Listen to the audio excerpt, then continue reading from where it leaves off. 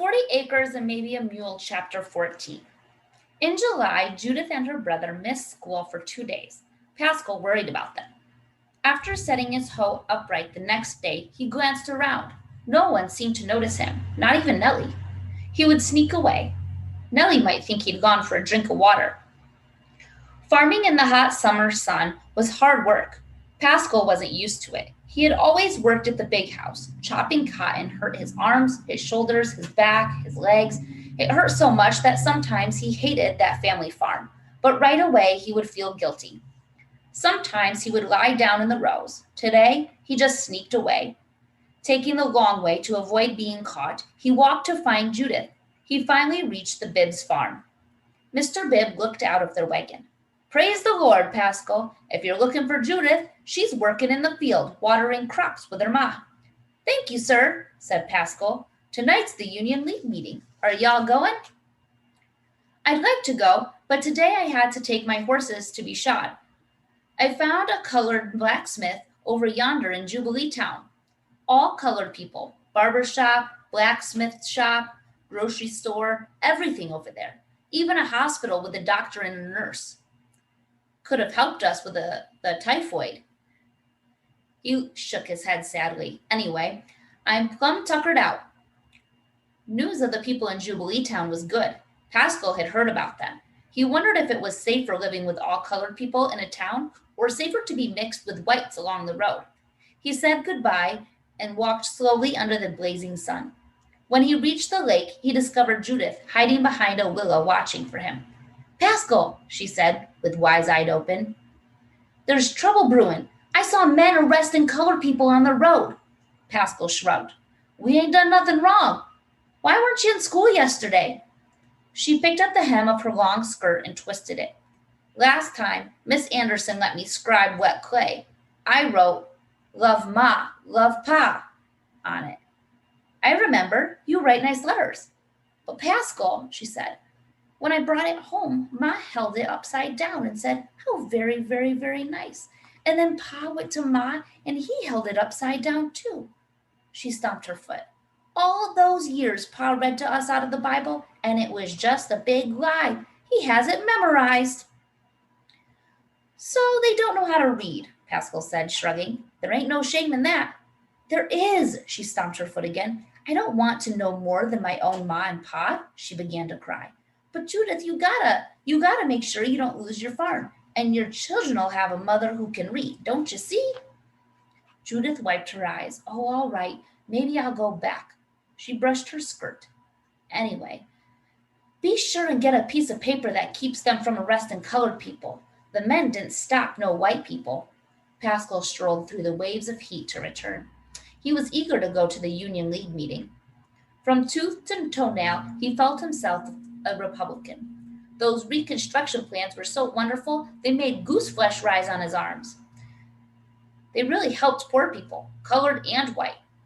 When he reached home, he found Gideon digging under the ghost tree with his army shovel. His brother hadn't missed him in the cotton row. Pascal knelt by a root. "You fixin' to bury someone?" he asked. Gideon leaned on the shovel. "Pascal," he said, "this here ghost tree be a mystery." He pulled his little brother into the cool dirt cavern below the roots. "See here?" Pascal saw that someone had hacked a space into a huge root. "Why?" he asked. "I don't rightly know," said Gideon. "I reckon it was once hidden under dirt, but rains washed it clear." "So?" whispered Pascal. "You figure someone hid something down here?" "Master once found silverware and candlesticks someone had buried on his land." Gideon nodded. "I be about to find whatever it be," he said, putting his finger to his lips. "Don't tell." Before returning to his cotton row, Pascal held on to a root and threw back his head. Wonder overcame him. Whenever he looked through the mighty oak's branches that reached for the sky with leafy green fingers. After supper, they gathered to walk toward them. Jasmine, growing roadside, scented the air with excitement. It was an evening for Pascal to float on summer's hot breath. This was the first time they had all left the farm to go any farther than around the lake. As they started, Gideon kept glancing over his shoulder. "I hear they be people riding in the night and ruining colored people's farms," he said. Pascal stared at him. "Would that happen to our farm?" You hear all kinds of things, said Mr. Friedman. There be colored folk that can't stop complaining. Over in that Jubilee town, they lose sleep watching their land, afraid some night rider will come pull out their cotton, I suppose. He chuckled. Wait up, Pascal said suddenly. I want to tell the Bibbs something. Two hired women hadn't joined them yet anyway, and he had an idea. He couldn't allow their farm to be ruined. Limping and skipping, he ran to the Bibbs farm. Judith and Matthew walked to meet him. Judith, he said, panting, will you and Matthew play over by our farm, just so folks think that y'all live there? To keep it safe from the night riders? She asked. Pascal nodded. But don't tell nobody here. I don't want Gideon or Nellie to worry. Already white people passing their farm had stared to see Nellie and Pascal playing with the Bibbs under the ghost tree. Once, Pascal heard a woman ask, is that a colored people's farm or a white? As the woman riding beside her had said, white, look how well it's cultivated. Colored people must be working for them. Pascal had been angry.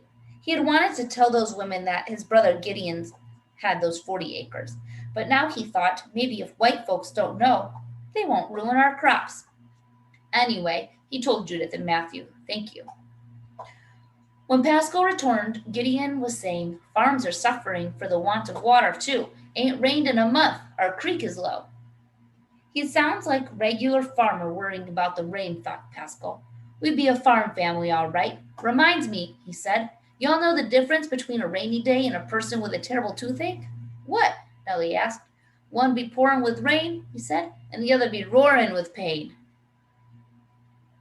Gideon groaned. Nellie said, get on, Pascal. She pointed to a firefly and ran to fog away and make a wish. Swinging his walking stick, Pascal remained with the men. Mr. Friedman said, now that we've finished the porch, we should think about digging a well, he added. We bought whitewash, but painting inside can wait until after harvest. Pascal smiled. That front porch on the farmhouse was like heaven on earth. Evenings they sat on the porch watching stars blinking in the sky. Everybody had a favorite spot to sit. Mr. Friedman and a hired man argued over how they were going to make furniture in the winter. Next summer, they figured to have rockers on the front porch. A hired man said, some farmers be worried over boll weevils and armyworms eating their crops. We don't have us none. I think burning our earth killed them off, said Gideon. No, Nellie cried. Them boll weevils wouldn't dare set feet on our land. They'd be too scared of a whipping at the tree. They all laughed, and Pascal remembered how they used to talk about the farm. We'll be picking cotton beginning of August, said Gideon. Pascal's heart flipped like a pancake on a griddle. When they sold their cotton, they'd be rich. Lately, he had looked in store windows and river shop. He hadn't ever bought anything in all of his life, but now they would have money. Maybe he could buy pants and a shirt that fit him. Walls of Jericho. Wouldn't that be grand? He skipped a step as they trudged on the road. Maybe freedom was wearing nice clothes and having people look at you with respect. He kept wondering about that. He was sorry Mama didn't live to see this day. When they reached Main Street, 200 or more colored people were milling around. Pascal stared at all the young men. One of his brothers might be among them. He searched for anyone who looked like them. When he saw thin, dark men, he walked over and said, I be looking for 3 brothers. My mama's name was Jerusalem City, and we come from South Carolina. Men shook their heads and patted his back. Sorry, son. He wasn't the only one looking for a family. It seemed half the people there were asking if anyone knew a family member sold away in slavery. A white man waved to the city family. Y'all get your work contract before you go to the meeting, he called, pointing to the men writing at the tables. That must be the piece of paper Judith told me about, Pascal said, clutching his stick. They joined a line of people. What papers? Asked Gideon. Gladness and Mr. Freedom glanced at each other. Her hand held her throat. It's all right, the man said, putting her thumb under his suspender strap and walking over to them. There's new black codes in the South. Any colored people found without work contracts can be arrested for vagrancy. Then they assigned them to a plantation to work for a year. Do they get paid?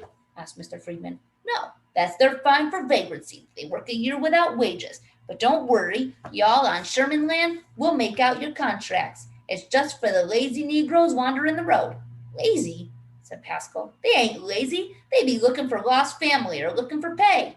He felt hot in the face. Of course those people weren't landowners like him, but they were still people, weren't they?